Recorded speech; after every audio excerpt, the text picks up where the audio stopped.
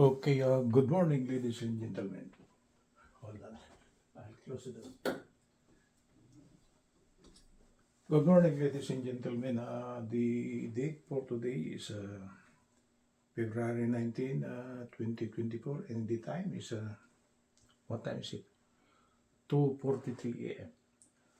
Okay, my topic for this morning, it is a random topic, and this is a long video format. Uh, this is a so-called application of binomial theorem. It will be a problem on the expansion of a given expression, and the problem is asking for the solution by using binomial theorem. Okay, let's proceed. The subject matter for this morning will be a random topic. This is an additional topic on the different topics on my channel. Okay, on my channel there is a complete course algebra, and the subject matter for this morning will be an additional for that subject matter. So I place this one under my playlist mixed topics. Okay, let's proceed. We are given a problem. The problem is expand. We are given the binomial x squared minus 3y, okay, raised to the 7th power using binomial theorem. The problem is asking we must have to expand the binomial x squared minus 3y raised to the 7th power by using binomial theorem. The simplest solution for this one is actually by using the so-called Pascal's triangle.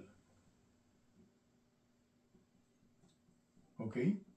Because if we try to expand the given binomial x squared minus 3y raised to the 7th power, as a rule, okay, when we were at the what they call the subject matter binomial theorem, the power n, okay, if we try to expand this one, it should be the total expansion should be the power n plus 1, meaning to say if we are to expand this one, the total expansion should be 8 terms. Okay, so it should be 8 terms. It is 1, 2, 3, 4, 5, 6, 7, 8. There will be 8 terms. And the problem with this is that in each term there are corresponding coefficient, and the corresponding coefficient is actually simplified by Mr. Pascal's by constructing the Pascal's triangle. Okay? Okay, let's try to bring out the Pascal's triangle. This is 1. Okay, next one will be 1, 2, 1. Right? The next one will be, this is 1 again. The next coefficient will be 1 plus 2, which is 3. The next one will be 2 plus 1, which is 3. The last one will be 1. Okay. Next one, we put 1 over here. The next coefficient will be 1 plus 3, this is 4. 3 plus 3 will be 6. And 3 plus 1 will be 4. The last part will be 1. Next one, we put this one as 1. The next coefficient will be the sum of 1 plus 4, which is 5. Next coefficient will be 4 plus 6, which is 10. Next coefficient will be 6 plus 4 will be 10. They are the same. Next one will be 4 plus 1, which is 5. And the last part will be 1. Why this one is 10 and 10? Because for n is equal to 5, this is actually n equal to 5. The total number of expansion should be 5 plus 1. So 1, 2, 3, 4, 5, 6. Okay, so we are just fine. Next one, we put this one as 1. 1 plus 5 is 6. 5 plus 10 is 15. 10 plus 10 is 20. 10 plus 5 is 15. 5 plus 1 is 6. The last part is 1. The next one is actually the coefficients that is needed in the solution of the problem, because the next one will be for n is equal to 7. Because in here, n is equal to 7. So for n is equal to 7, the corresponding coefficient will be, the first one will be 1. Next one will be 1 in 6, which is 7. Next one will be 6 in 15, that will be 21. Next one will be 15 plus 20, that is 35. Next one will be 20 plus 15 again, that is 35. Next one will be 15 plus 6, which is 21. Next one will be 6 plus 1, which is 7. And the last part is 1. So for n is equal to 7, like what I said a while ago, the total number of expansion should be 7 plus 1. Okay, let's try to count. This is the first coefficient, second coefficient, third, fourth, fifth, sixth, seventh, and 8. Okay? So regarding the coefficient of the expansion, okay, we got it already. It is the values of 1, 7, 21, 35, 35, 21, 7, and 1. And the only problem now is the, what they call this, the x and y expression. Okay, let's try to expand the given expression.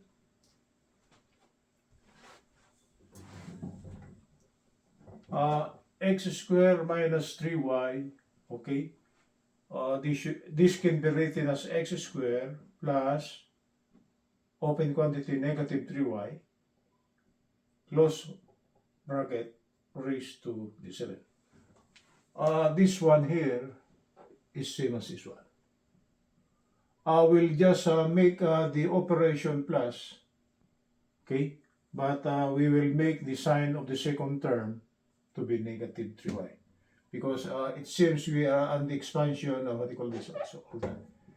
A plus b raised to n equal to. That is the form when we were at the subject matter binomial theorem, right? Where the value of a is actually the first term, which is x squared, and the value of b should be equal to, on the formula, this is plus, okay? This is plus, so we must have to correct the correct sign of the second term, where the value of b will be negative 3y, okay? Because if this is plus, there is no problem with the plus sign here, because this will be plus. But since this is minus, for us to follow this one, okay, the sign of the second term should be negative, because a plus and a minus will be a minus. Okay, let's try to bring out the expansion. The expansion of this, we needed coefficients in each of the 8 terms. And the coefficient of the first one is actually 1, it is this. Right? The expansion of the x and y will be, the first term is actually x squared, right? So this will be x squared raised to the 7, right? Times the value of the second term. The value of the second term is negative 3y raised to 0. Because in here, the sum of these should always be equal to n. Okay? Because 7 plus 0 is 7. Okay? So meaning to say, the first expansion, the y portion is actually 1. So what comes out is just simply 1 times x squared raised again to the 7 times 1, that will be x to the 14. So this is x to the 14. Right? The coefficient is just, since this is 1 times 1 will be 1, so the coefficient, the correct side will be plus 1 times x to the 14, or just simply x to the 14. Next one. The next coefficient is actually 7, right? We put this one as 7. the x term will get the a value, that will be x squared. Okay, we started from 7, so what comes next will be 6, right? Am I still in camera? The second term is negative 3y. So if this is 6, okay, the power of the second term should be 1, because 6 plus 1 is still equal to 7.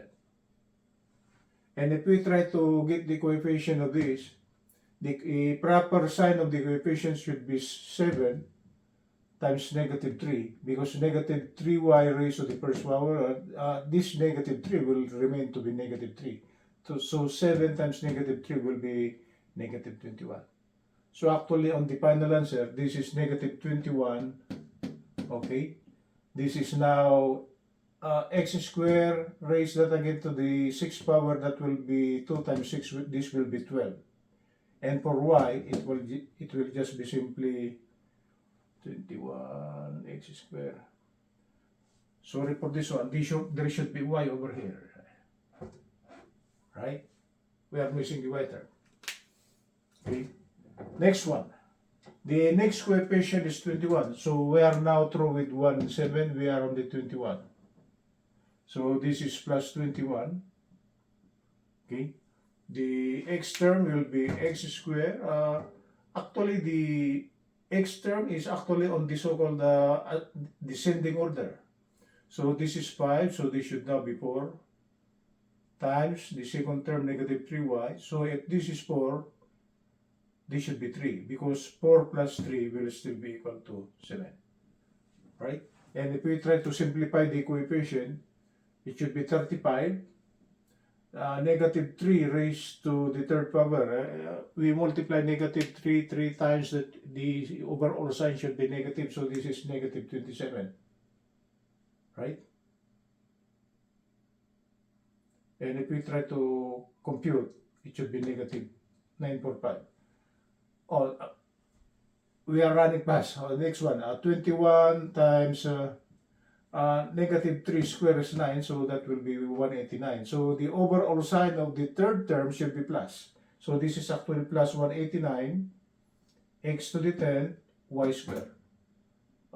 X squared raised to the 5th power is actually x to the 10. So this is x to the 10, y squared. Next one. We are now on the 35, right? So this is plus 35, x squared, this is 5, this will now be 4, times negative 3y. If this is 4, this will be 3. So because the sum 4 plus 3 is actually 7.